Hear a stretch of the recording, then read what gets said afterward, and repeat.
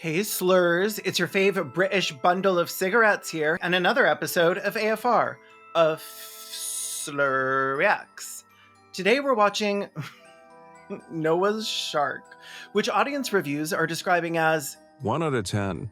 What? Who was this movie even made for? Looking at the promo for this film, I'm like, okay, amazing premise. A huge biblical shark attacks Noah's Ark. The fate of the world is in Noah's hands. The stakes are incredibly high. 2 out of 10. The most fun part of this is, you probably guessed it, but here goes, the poster and the title. There is almost no redeeming factor in this. 1 out of 10. My kids can do better at home with Adobe After Effects. I felt that one. So let's get our expectations below sea level and see if Noah is gonna let a shark onto his little boat. This is a strong start in the right direction when you love terrible movies like I do. Like, the intro to this is wild. Can I be a compositor here for a second? I hate when someone just downloads and overlays a bunch of rain loops. Like, look at this. The rain is going in 2 different directions at 2 different speeds in 2 different sizes. JP Jordan and Digital Arsenal, you should be ashamed of yourselves. But the lightning, flawless, no complaints. I love a lightning strike that's the scale of a medium-sized dairy cow.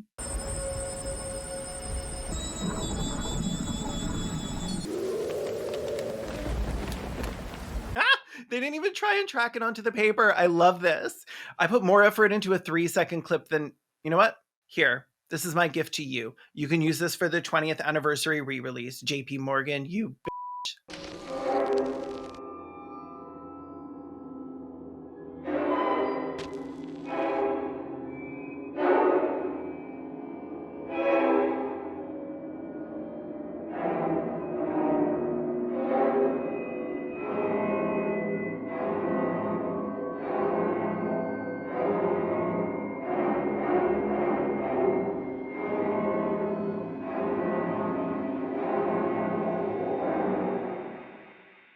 Now let's gather 2 of each animal, shove them into a shitty, untested boat, and start the world anew, because God fucked it up the first time.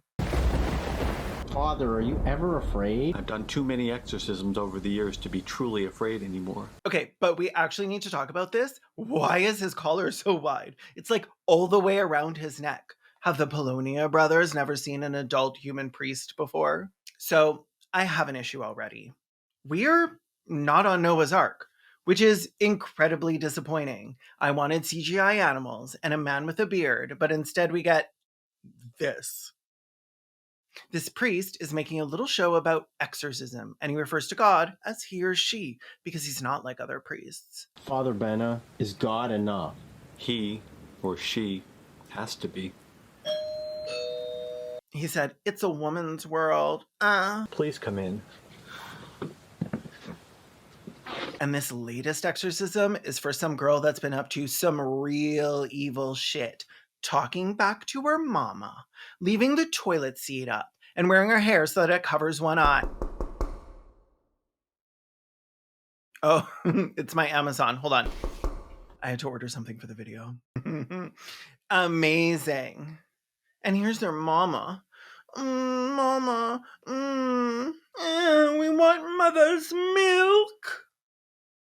Do sharks milk? No. That's mammals. I know they're kind of cunty. Like, Okay. Do I love them? Maybe I wear these every day. Maybe this is my new thing. Maybe I'm the girl with shark fingers. Father, do you want me to stay? I think it's best if you come back later. Amy, please have a seat. We can begin our work. As the priest is letting her mother know that her daughter is in good hands, Satanic Sally accuses the priest of being, well, a Catholic priest.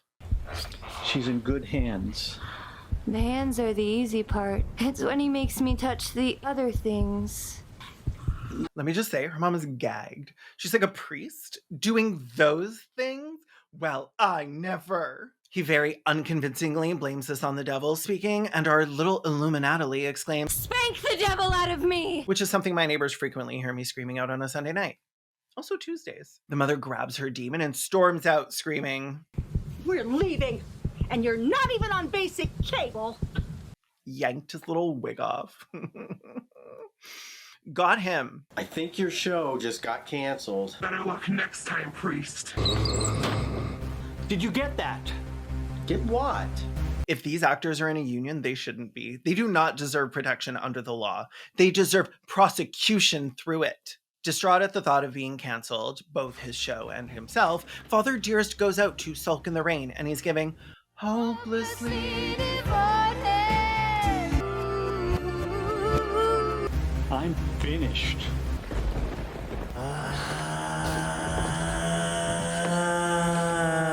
Much like in real life, there appears to be absolutely no consequences for Father Spanky's indiscretions. Instead, he seems to have gotten some work doing a voiceover for a documentary that's sole purpose is for exposition.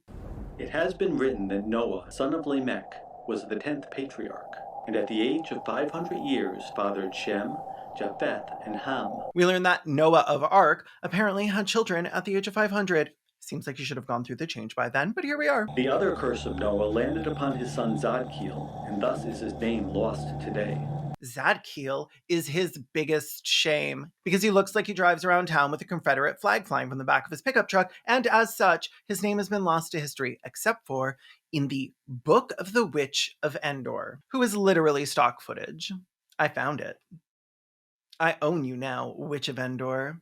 So one day, a demon appears to Zordon because, unlike his brothers, he was a lazy shit and decided to take a break from building his dad's cute, huge yacht. I'm a cute, huge yacht. I'm a little bit single, even when I'm not. And found himself by a lake, and that is where he found the devil. In those days, a demon could come in the form of a snake or in the form of other creatures of an evil nature.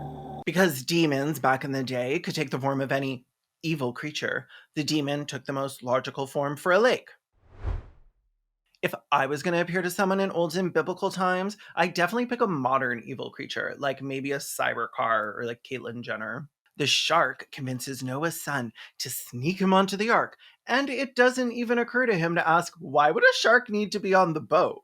The shark spoke to Zadkiel and asked to be taken upon the ark. But Zadkiel said unto the shark that his father Noah had already picked the two. Okay, I love said unto him. I'm going to start saying that. So I said unto him, I said, oh my God, stop, you're so funny. And he said unto me, he said, how did you get in my house? The demon shark made a bargain with Zadkiel that the shark would protect Zadkiel from all creatures who walk or fly and might want to have mastery over man. He stows the shark away somewhere in the boat filled with air and not salt water.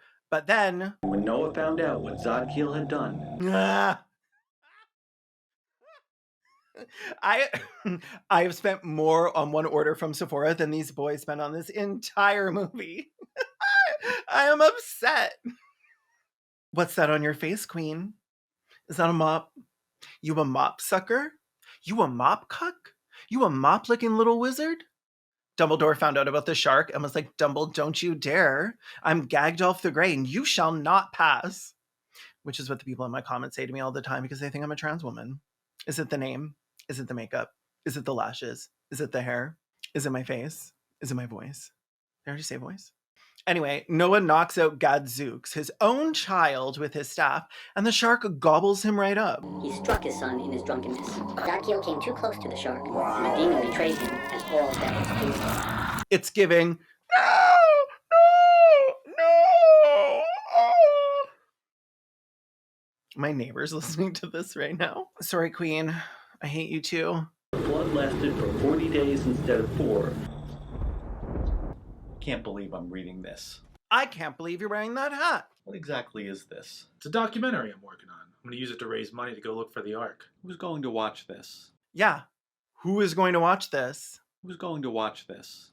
I don't know. Old people who want to give me money. It's kind of my thing.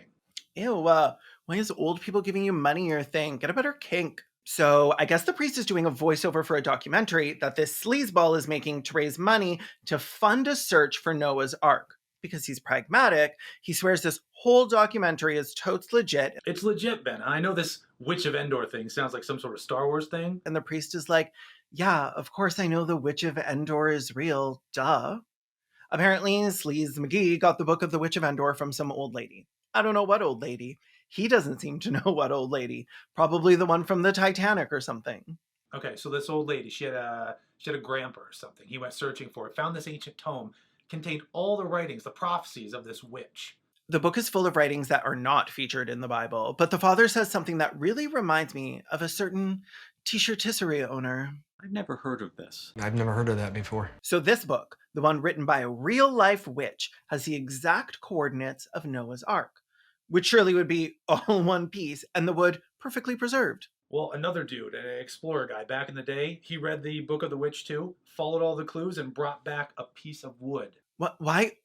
Why is the lighting so different and weird all of a sudden?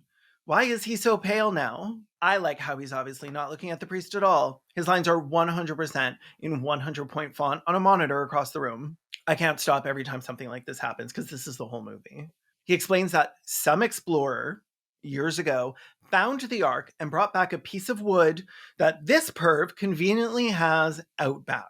Boards from the Ark were just lying around. Oh, ye of little faith. And see, I do know how to use ye in a sentence. Oh wow, congratulations. You used ye in a sentence. Valedictorian over here. Gonna tell them that at your 30-year high school reunion? Once again, this is not what they said the movie was about. They go back to the room where there is a perfectly preserved board, and Conrad says onto the priest that the old lady left him the official papers for this board in her will and everything. What official papers? What board would have given this board a certificate of authentication? From whomst? Noah? The Witch of Enron? The shark? The priest starts feeling the board up and giving it an ultrasound with his fingers. This is exactly what Reiki is, by the way. He can hear a heartbeat for some reason. I don't know what this is, but there's something. The ultrasound convinces the priest that the story is true because the wood is obviously possessed, whatever that means. This wood is possessed. He gets visions of a shark ripping some guy's arm off.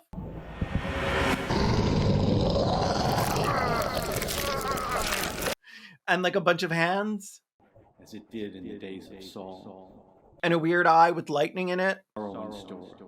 As a roaring lion walketh about. Or maybe swimmeth about? Praetorius, please. Wait. Is Praetorius his name? Sorry, what is his name? Praetorius? So I said unto him, I said, Praetorius, please. Almighty God, source of irresistible might, and king of an invincible realm. This fire is to die for. The masking. The fact that it's simultaneously only on the board and right beside his face, with the smoke rising up and the flames pointing down, as flames do not. Luckily, the board is perfectly fine after being engulfed in fire. You wouldn't want to lose a board like that with official papers. In 30 years, that'll be worth more than a Tamagotchi, isn't? The father sees a tiny mouse at his feet and squashes it like a bug. Oh, dude! Apparently, this is where all the evil went after it left the board. Because where else would it go? Certainly not the man standing right beside it that scams old lady out of their extremely valuable wooden boards. The father says onto the pervert that they need to go find the Ark right now, and bro says unto him, we didn't even raise any money yet. And he replies unto him, saying unto him, we can't wait just for money. Me when I'm ordering too much from Sephora, so I use the pay in installments feature. Looking at my cart, we can't wait just for money. By the way, I have a Patreon where you can do watch parties with me for films like this that I react to. We watched this one, and we had a lovely and horrible time. You also get access to exclusive videos, and all of them ad and sponsor free. So put that in your Ark and save it. Wait, why did you tell me you had money?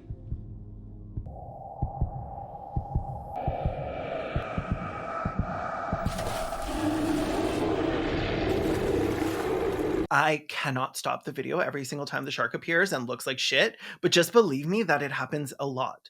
And they keep using this exact same clip as if it was good.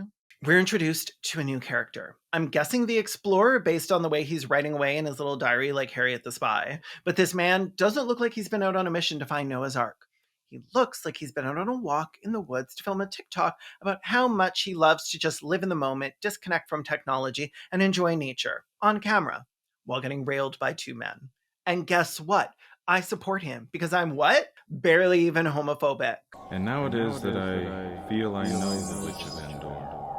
now that I have read all her prophecies, which would get me banished from the church were it known I had read them. Well, I've been banished from church and I can't even read.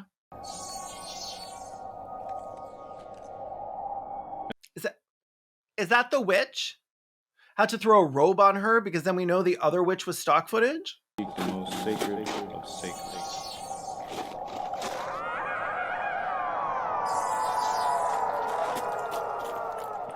Why? Why does it make that noise and walk like that? Is that how witches walk? Is that what witches sound like?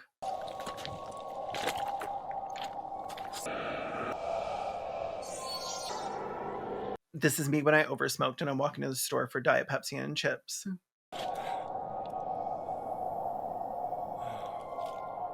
My siren. And that's me following out some guy that I think looked at me long enough to signal he was DTF. That means in this. So anyway, Orville Drek chases this hooded creature through a rock quarry or something. I don't know. When he catches up to it, he hits on it by being incredibly cringe. My siren. My muse. Girl, did you think I wouldn't notice that is not the same cloak? Why could you not find a single ginger willing to be in this movie? They did probably ask a few of them, and some firebrain girl said unto them that she'd been accused of being soulless enough. She was not playing some demon in their indie film. Anyway, he just lays down and falls asleep in the middle of the woods, which is something only a man could do and not be terrified. Although, he does get kidnapped, so, you know, patriarchy harms us all. When he awakens, he's on a boat. The boat. He's not alarmed at all that he's been dragged unconscious to a new location, and is just thankful that the witch has brought him here. The witch was an angel, carrying me to my destination. He knows that he'll need proof that he's found the Ark, so he decides to take a random board that's clearly been nailed in place for the purpose of this scene. Because people are totally going to believe that a random board is from Noah's Ark and not just literally anywhere.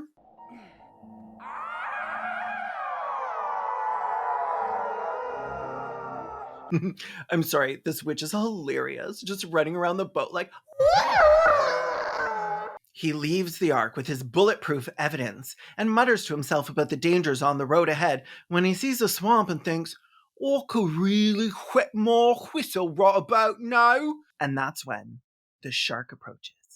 Because sharks' traditional habitat is a shallow swamp, and I have to warn you that it looks pretty realistic. The shark swims through what I'm sure is 3 inches of water and lunges at the man.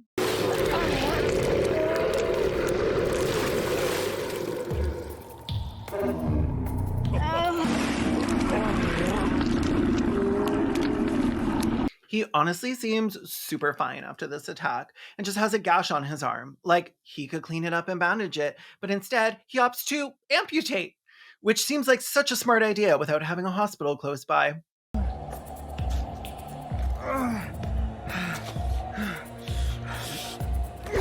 That God would have. He then drags the board from the Ark with his one remaining arm all the way home, I guess, and leaves behind his bag of supplies. God giveth, God taketh away. I must survive, so that the world knows about the Ark.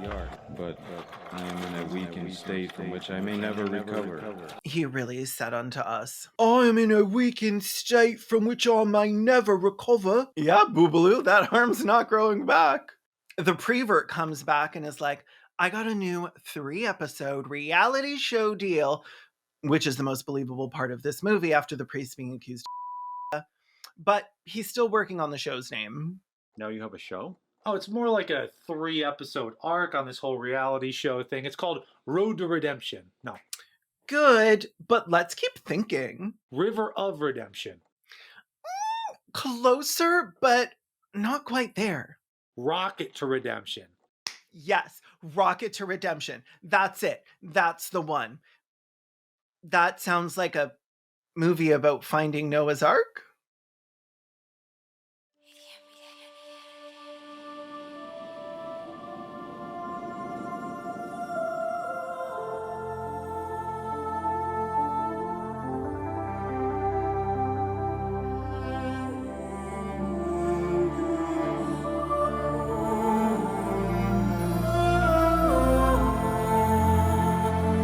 The priest says unto them that the ark is in Iran. But Iran, dude, remind me, they don't like us there, right? Wait, they don't like us anywhere, do they? We cut to the father staying at a motel, and he decides to watch a little television. Outside of the motel, the sleazy one gets a phone call from a very cartoonish sounding, I want to say mobster? Is that a slur? Listen, man, I gotta go out of town for a few days. I'll have the money when I get back. I don't like the sounds of that, Buster. I don't like the sound of that, Buster. You better have my money, Buster. I gotta come through this phone right now and pop you on the noses. I'm gonna come back. I'm gonna be making a bang. You better be.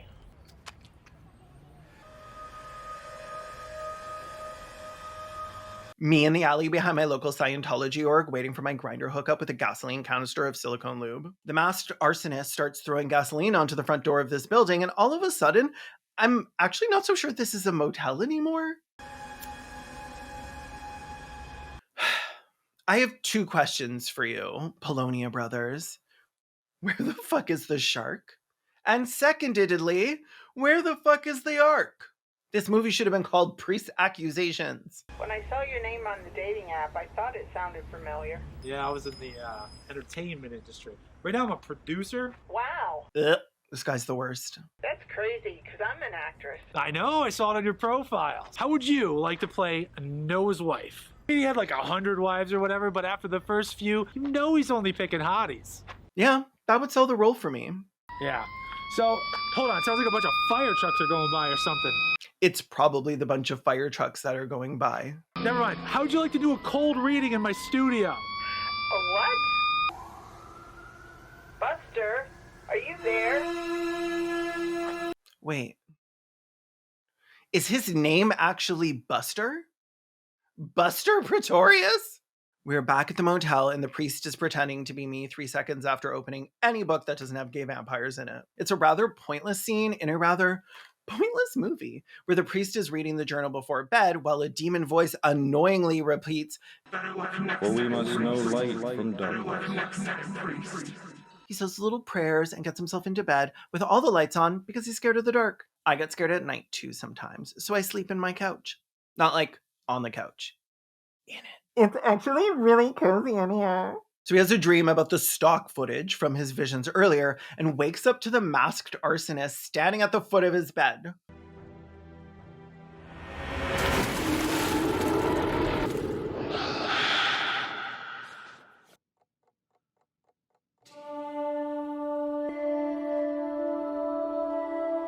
This would absolutely terrify me and probably any reasonable human being, but this prevert is completely nonchalant about it. The arsonist announces himself as a visitation, and I think maybe he means that this is a visitation because he's just a person in a mask and he happens to be visiting someone unconsensually, which is a nice way of saying he broke the fuck in. I am a visitation. What do you want? Friar Tuck is unfazed. He's looking at him like he left that door unlocked and said, "No ghost refused. Yank that crank and fill my stank tank, Casper."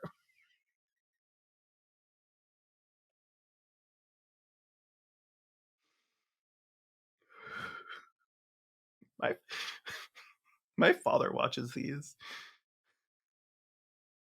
Eventually, the priest says unto him, "What do you want?"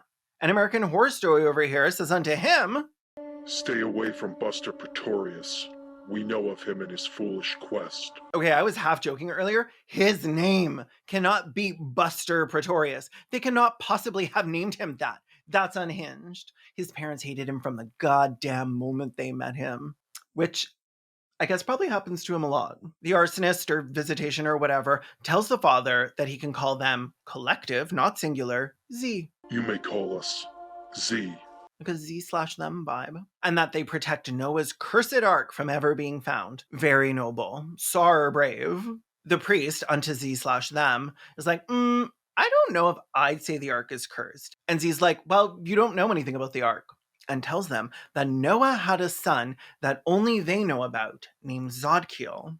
And the priest is like, yeah, I knew about Zodkiel before it was cool. So now we get some more backstory on the shame of Noah. He was a drunk, just like his father, and he had gotten a harlot pregnant, and he left her on land to drown in the oncoming flood.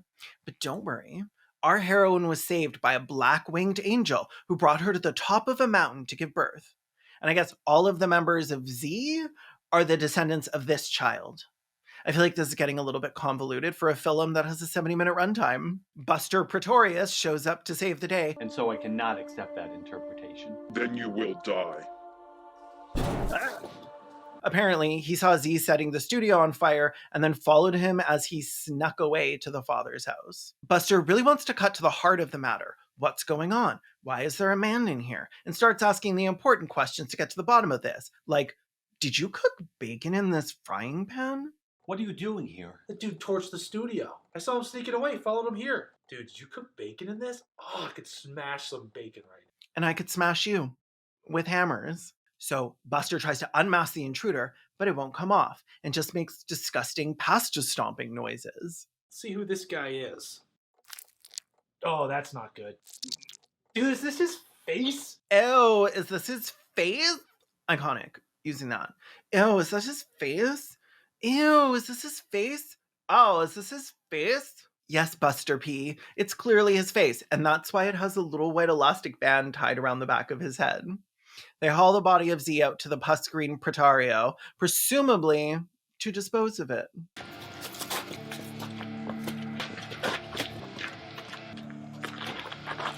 This is people trying to get me into an Uber after I have 14 vodka sodas on second gay Christmas.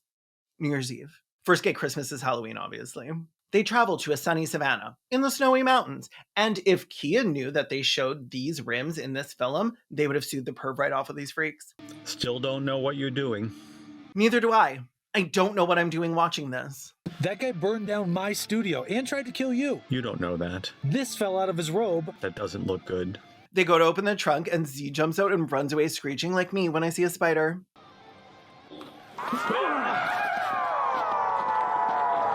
So I guess they weren't actually disposing of the bodies so much as they were just doing a catch and release. Now, Z can go out into its natural habitat where it'll be less destructive than it is in the city, and it can be among its own kind. And I think that's beautiful.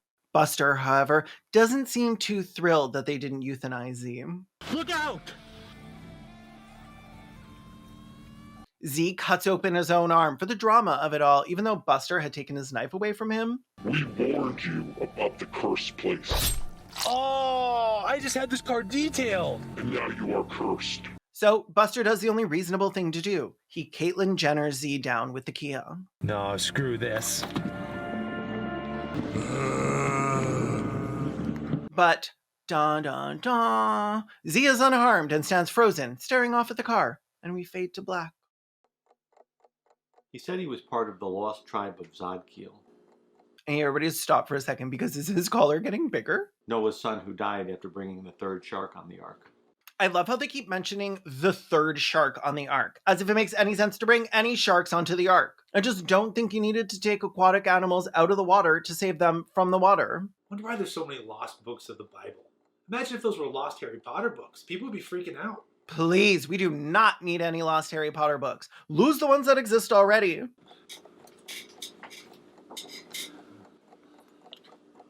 Okay, this entire scene is so annoying because of this loud ticking clock in the background. But basically, with somebody trying to murder them, they decide this could be a little more dangerous than they thought a trip to Iran might be. So Gusto Precarious says he knows a guy. So we go to some rusty barn in the middle of nowhere, and you can tell it's a shooting range by the way they're playing sound effects and machine guns firing in the background. Except for it's not firing in the background. They didn't add any effects. They didn't try and make it sound like it wasn't just Shooting range? We're on a mission from God. Listen to this, just obliterating their targets. The priest is not too happy because they're on a mission from God. But when I watched Drop Dead Gorgeous, Denise Richards told me that God loves her winner while she was at a shooting range. Surprise! Our gun expert is a lady, and she holds her gun like this. I do not understand why their extremely modern camera looks like it's filming on a high 8 tape via Dixie cup with a googly eye on it as a lens. Buster asks how she's doing now that she's back from that big sandbox, and what the fuck? What is wrong with this man? Anyway, he has some sort of history with this woman whose name is Jet, I think, and he says he has a security gig for her. Somehow she hasn't noticed the camera this whole time, but boy is she upset when she finally sees it. I don't do video. Whoa. But then 3 seconds later, when she's told the cameras are non-negotiable and that the job will be like a trip to the ice cream store, that's all she needs to be sold on it. And I guess by ice cream store, he meant it was going to be cold. Like a trip to the ice cream store.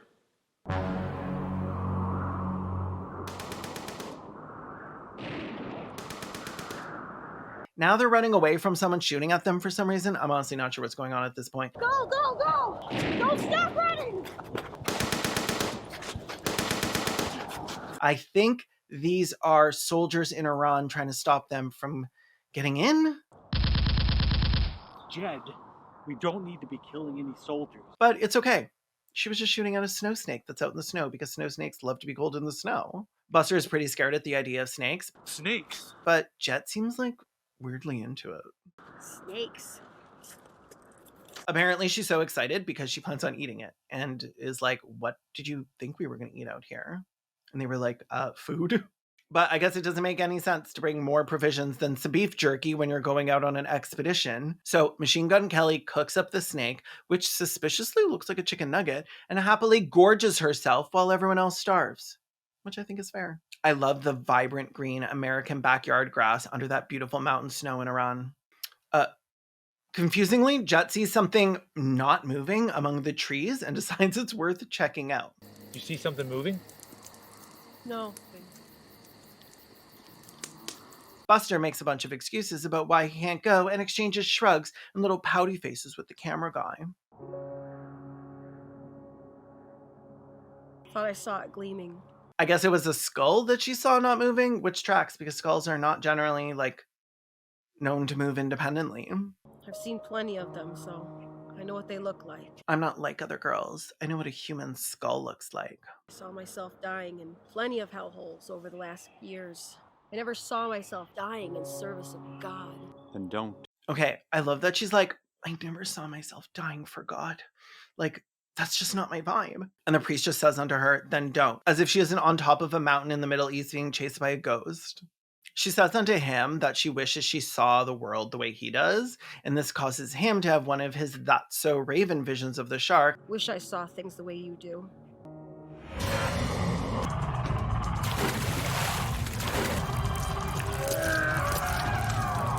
And he's like, you don't want to see the world the way I do. By which he means like a pervert. Buster decides they all need to take a break, as if they weren't just sitting around a fire sucking on Snow Snake, and Jet says it would be a good idea to take a nap. That way, they can just walk through the night and avoid having to see each other in daylight, which is the first good move in this plot. Buster argues that they don't need to be scared of anyone coming after them, because if they ever did patrols in that area, someone would have found the Ark by now. And I guess no one's ever told Buster that sometimes the government keeps secrets. Does that journal have coordinates? More like directions. So it's a pre-GPS kind of thing. Pre-GPS sort of thing. Which, if I'm not mistaken, is called a fucking map. And a priest should know all about maps. Jet wakes Buster up from his nap to initiate what must be the most awkward, almost sex scene in history. There's negative chemistry going on here. Rizless. Come with me. Jet hits him with her best pickup line. Don't you want to do this? And Buster is like, baby, of course I want to do this. I want to do this all the time with anything and anyone. I said I would smash bacon earlier. But I guess he has reservations because the last time they spent a romantic minute and a half together, it was because she thought she was going to die. Because she almost died. She kicks the dirt near her a little bit to reveal a still photo of a pit trap from Google Images, and she's like, I just found it like this. You know what they say, I'll try anything once, but... I didn't make that, I found it. Okay, cool. We're gonna need a safe word, though. Back at camp, Father wakes up from napping on the cold, snowy ground, right beside slightly less cold, grassy ground, which is where I probably would have slept. Apparently, there's been a change in plans, and they're no longer walking through the night with no explanation whatsoever. Back in Nam, the Kong used to pee on the ends of those sticks to cause infection to the soldiers who got stuck with them. Is that even true? Somebody let me know down in the comments if this talking machine gun is telling me the truth right now. Buster is sent away to pick up sticks, and he is so impressed about it. He's just complaining to himself and picking up the smallest sticks he can. Malicious compliance. work. I'd come back with a matchbox full of micro sticks, like, here, hope this helps. But he drops them all in shock when he sees the mask that the arsonist Z was wearing hung up on a tree. It's an unnerving concept, and I think it was much better executed in the Blair Witch Project. He brings the mask, or perhaps face even, back to the camp to show the group, and he says he found it on a peg, which is a blatant lie because it was hanging from a branch. Why'd you feel the need to lie about that, Buster? What are you hiding? 5 minutes earlier, you're like, oh yeah, you can peg me. But now you're like, I don't know anything about pegging. I thought that tree was a peg. This one I find hanging just on a peg. What is this? Jet's never heard of a mask before because she can't shoot things with it. She's very upset that this intel about the masked arsonist guy was kept from her, but she also just seems upset in general, so maybe it has nothing to do with this. We cut to some more stock footage of the moon, of the ark, of the same damn stock footage witch doing the same damn movements for the 600th time because they needed to fill space. We also get to see the swamp again, and this time there's footage showing us very clearly that this water is mere inches deep. And yet, here's a great white shark swimming around in it with just his little fin showing and bopping up and down. It then cuts to a scene of a completely different body of water and completely different shark as the shark jumps out like a dolphin. And we're back at the camp where everyone is theorizing about how the mask got there and also eating some mouse that Jet killed. For a group of people on a mission to discover something, they certainly do very little traveling and a lot of sitting around. Regardless, the priest says it looks like they'll reach the ark tomorrow. But like, how? You're literally in the exact same spot as you were earlier. Wait. Is this like one of those spiritual journeys? Like you're just gonna sit around barely eating anything other than some random mushrooms you found until the Witch of Endor shows herself to you? Alan, I'm gonna share this with you.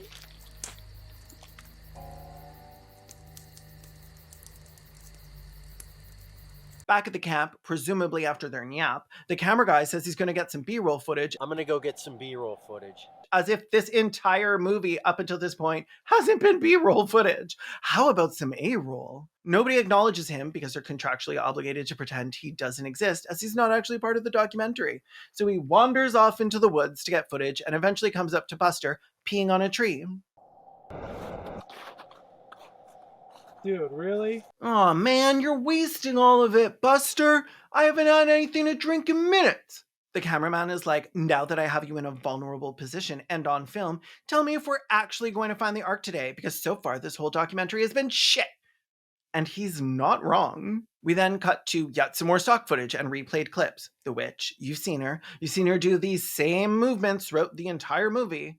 Also, the guy that cut off his arm, but in this scene, it's not his whole arm, and it's just his hand, really. I honestly don't know what we would have done without all this filler, with less than 20 minutes in the movie. And now the priest is speaking in tongues and rambling incoherently upon seeing a trail marker.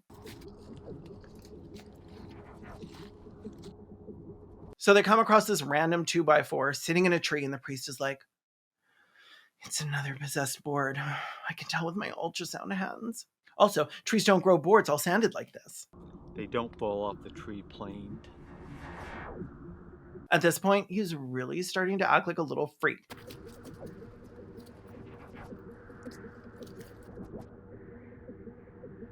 Me when he takes it out and it's big. Some more aimless walking happens, and the father finds another board. So I guess we're doing like a whole Hansel and Gretel find the ark thing. And finally, after so much aimless wandering, they come to the ark. And it is revealed to us with the exact same stock footage that's been used throughout the movie, which is very clearly not on a snow-covered mountain. Benno, what?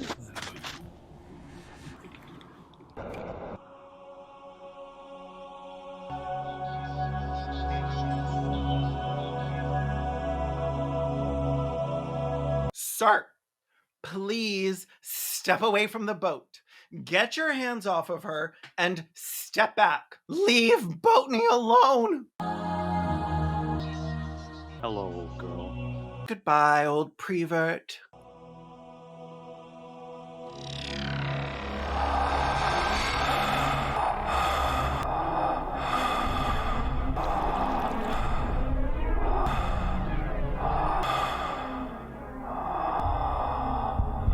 Oh, Yes, good, good, good. More of the same stock footage. I'm glad we're filling the final 10 minutes of this film with some worthwhile content. I mean, serious.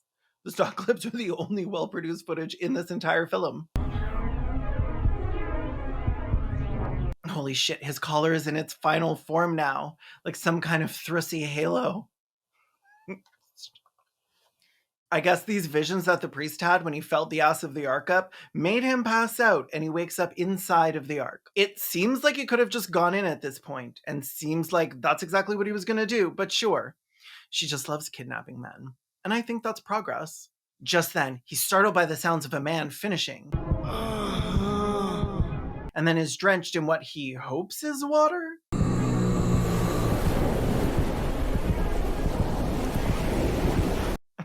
Come on.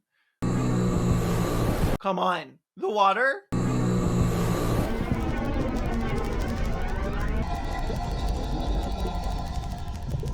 This is the best scene in the whole movie. They should win all the awards for this alone. Truly a work of art. The CGI, brilliant. The acting, so real I was scared for him. The soundtrack, tears. He said unto us,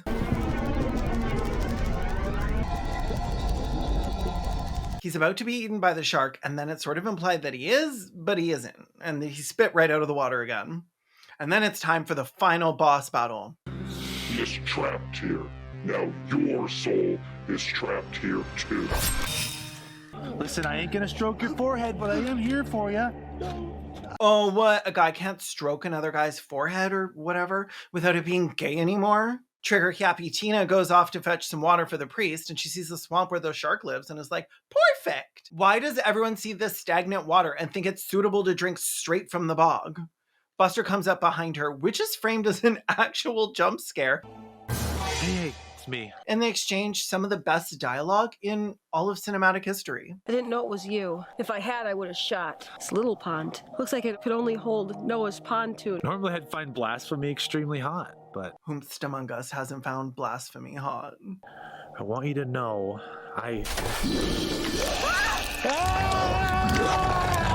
Thank God this shark stopped him from talking. He'll go down in history as a true hero. The blood! Fucking amazing.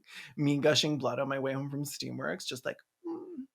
Jet just starts firing bullets randomly in the water to get revenge on the shark, I guess, but I don't know if she hit it. Thanks.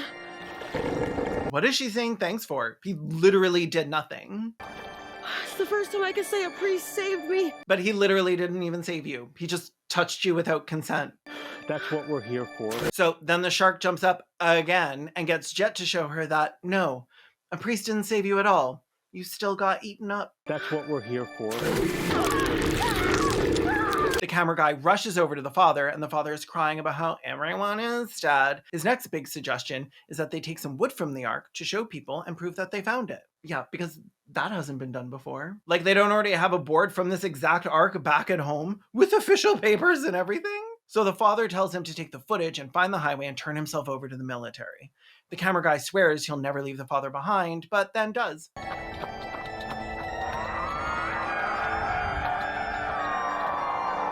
So off he pops across the snowy plains as we hear the screams of the witch and see her stock footage in the eye of Sardom over the landscape. The priest looks pensively back at the swamp and the ark, which are allegedly in the same place, but very obviously not. He thinks back to when he performed an exorcism on the board from the ark, and we watch the entire scene over again. The whole thing. All 3 minutes with no changes.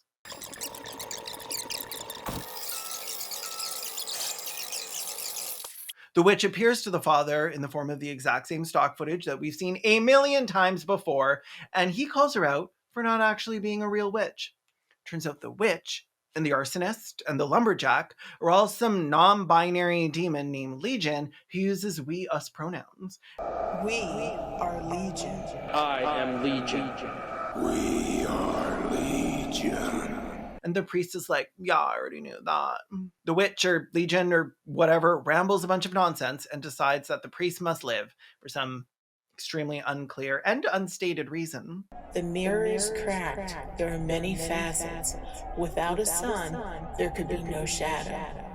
And yet, you must live. The mirror is cracked. There's many facets. The camera guy is running for his life, and I kind of get the feeling that maybe he doesn't want to be found in a found footage movie. I don't want to be in a found footage movie. I don't want to be in a found footage movie. Suddenly, there's a screech in the woods that's probably just an owl, and then the father shows up out of nowhere and throws his camera on the ground. What did you do that for? Again, he rambles incoherently about things having two sides and how the ark needs to feed off people to survive or something, and how they will most definitely get back home as long as they leave right this minute. So off they set into the woods as the witch grabs the camera and screams in that little way that she does.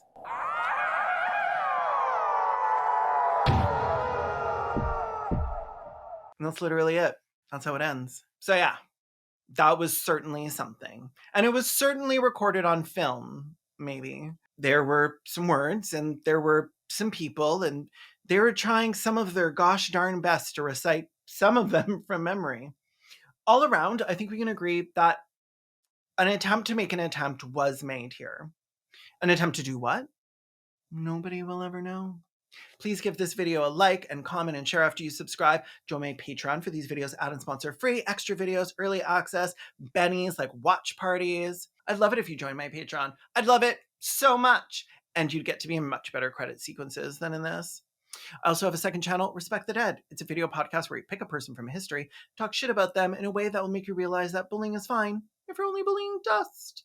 My bestie Brona from the channel Brona is Gay watched this with me and wrote the summary for the script because I was too busy stomping out my own eyes because I'd ruined them with this film. Check out their channel for hilarious reaction to 90s medias. Link in the description. Okay, love you, bye!